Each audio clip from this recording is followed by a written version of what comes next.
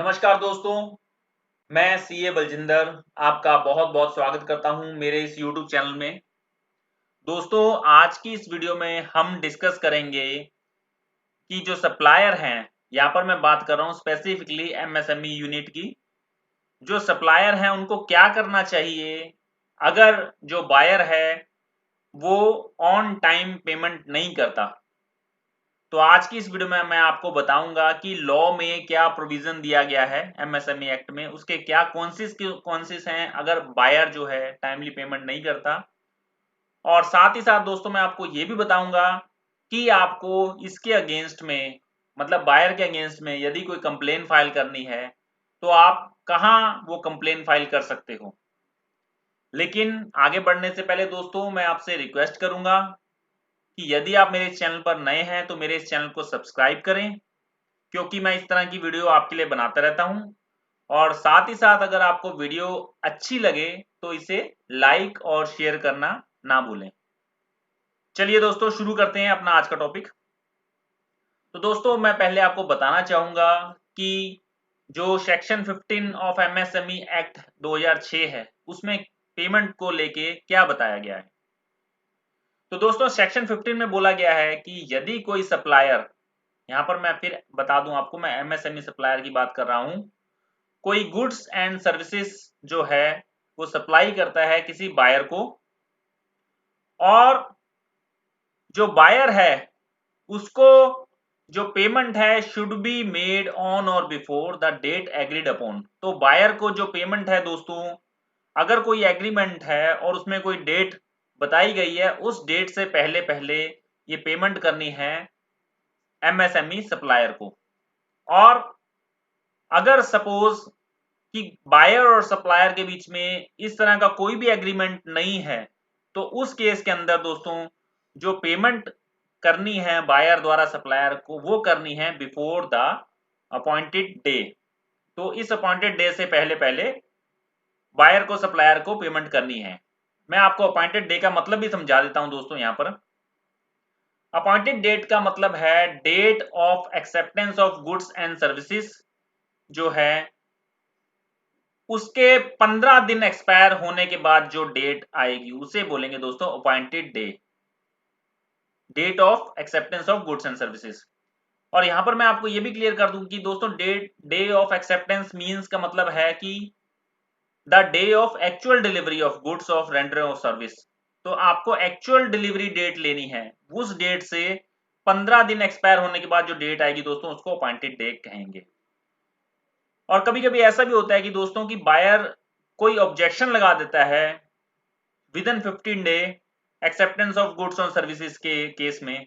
तो उस केस में दोस्तों जो ये 15 डेज का पीरियड होगा वो काउंट किया जाएगा जिस दिन ये ऑब्जेक्शन रिमूव कर दिया जाएगा सप्लायर द्वारा। तो 15 दिन from the date of acceptance of goods and service जब एक्सपायर होंगे उसे बोलेंगे अपॉइंटेड डे। तो वापस अपनी उसी पीपीटी पे आते हैं दोस्तों, फर्स्ट पेज पे। तो ये पेमेंट करनी है इसको, अगर एग्रीमेंट है तो एग्रीमेंट की डेट के हिसाब से, और अगर एग्रीमेंट नहीं है तो बिफोर अपॉइंटेड डे। और यहां पर दोस्तों एक्ट में ये भी बोला गया है कि किसी भी सूरत में दोस्तों ये जो पीरियड है पेमेंट का वो 45 डेज से एक्सीड नहीं कर सकता from the day of acceptance और डीम्ड एक्सेप्टेंस ऑफ गुड्स से। मतलब एग्रीमेंट में अगर सपोज 90 दिन का टर्म है तो भी उस केस के अंदर भी आपको जो पेमेंट है दोस्तों वो 45 डेज में करनी ही पड़ेगी बायर द्वारा सप्लायर को।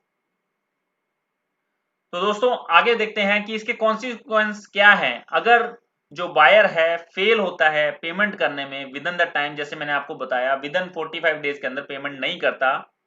तो इसके लिए दोस्तों सेक्शन 16 ऑफ एमएसएमई एक्ट में बोला गया है कि notwithstanding anything contained in any agreement between buyer and the supplier or in any law for the time in force। मतलब आप ये भूल जाओ कि एग्रीमेंट में क्या लिखा है, या उस समय कोई लॉ अगर फोर्स में है तो उसमें क्या लिखा है, उस सब चीज को आप भूल जाओ। बायर जो है वो लाइबल है पे करने के लिए compounding interest with the monthly rest to the supplier on that amount from the appointed day at the 3 time of bank rate notify by Reserve Bank of India. तो बायर को दोस्तों 3 गुना जो इंटरेस्ट रेट नोटिफाइड किया जाता है reserve Bank of India द्वारा, उस rate से, मतलब सपोज यदि रिजर्व बैंक ऑफ इंडिया ने 9% या 8% कोई रेट नोटिफाइड कर रखा है, तो बायर को जो इंटरेस्ट पे करना है दोस्तों 3 टाइम ऑफ 8 मतलब 24% इंटरेस्ट पे करना पड़ेगा, compounding interest with monthly rest to the supplier को। कब करना पड़ेगा दोस्तों? अगर जो पेमेंट है, जो गुड्स और सर्विसेज सप्लाई की गई उसकी पेमेंट अगर 45 डेज के अंतर्गत नहीं होती, उस केस के अंदर दोस्तों 3 टाइम इंटरेस्ट बायर को पे करना पड़ेगा सप्लायर को, बायर द्वारा सप्लायर को। और दोस्तों एक चीज और बता दूं यहां पर, इस इंटरेस्ट की अमाउंट और इस ड्यू को दोस्तों इसको अपनी जो है टैक्स ऑडिट रिपोर्ट में भी मेंशन करना पड़ता है, और ये इंटरेस्ट जो है बायर को अलाउड नहीं होता इनकम टैक्स पर्पस से। ये भी मैं आपको बताना चाह रहा हूं। अब चलो दोस्तों, ये तो हमने बात कर ली कि एक्ट में क्या लिखा है।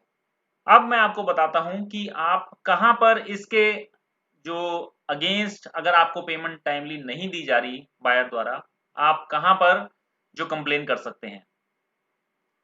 तो दोस्तों स्टेट गवर्नमेंट ने स्टैब्लिश करी हैं micro and small enterprises facilitation councils, जिसे MSEFC भी कहा जाता है, for settlement of dispute on getting reference filing on delay payment. तो इसके दोस्तों आप सेक्शन 20 से 21 आप जो MSME एक्ट है उसको रेफर करके देख सकते हैं, उसमें इसके बारे में बताया गया है।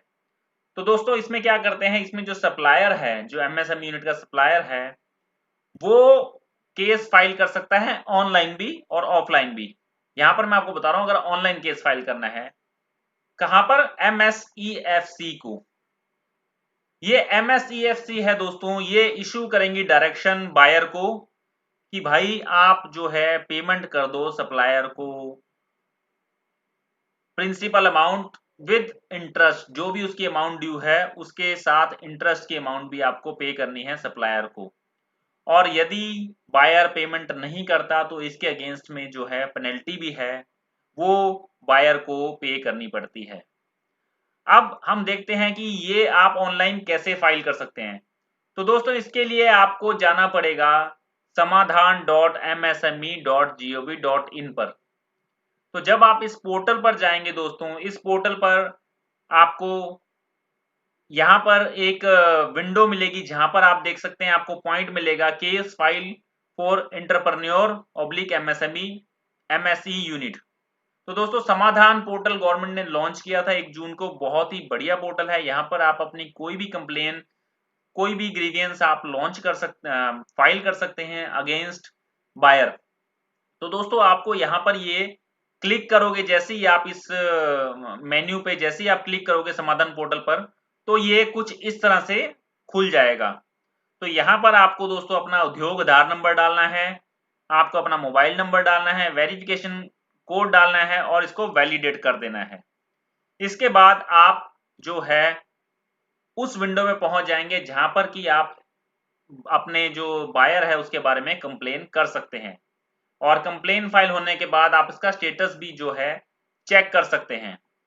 और यहाँ पर दोस्तों मैं आपको एक बहुत ही इंपॉर्टेंट चीज बताना चाहता हूँ कि before you proceed to file application of delay payment, please see the following.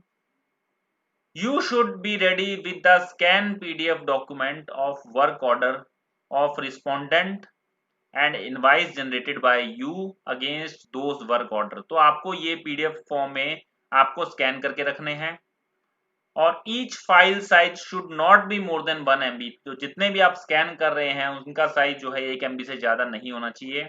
Maximum 3 work order and 3 invoice can be uploaded. तो दोस्तों इन चीजों को आपको ध्यान रखना है, और आप जो है अपनी कंप्लेन ऑनलाइन फाइल कर सकते हो समाधान पोर्टल पर। तो दोस्तों ये पूरा प्रोसेस था, मैंने आपको बता दिया कि एक्ट में क्या लिखा है और आप कहां पर जाके कंप्लेन फाइल कर सकते हैं। यदि आपकी अभी भी कोई क्वेरी हो तो आप मुझे कमेंट बॉक्स में कमेंट करके पूछ सकते हैं। आज के लिए इतना ही दोस्तों, थैंक यू वेरी मच।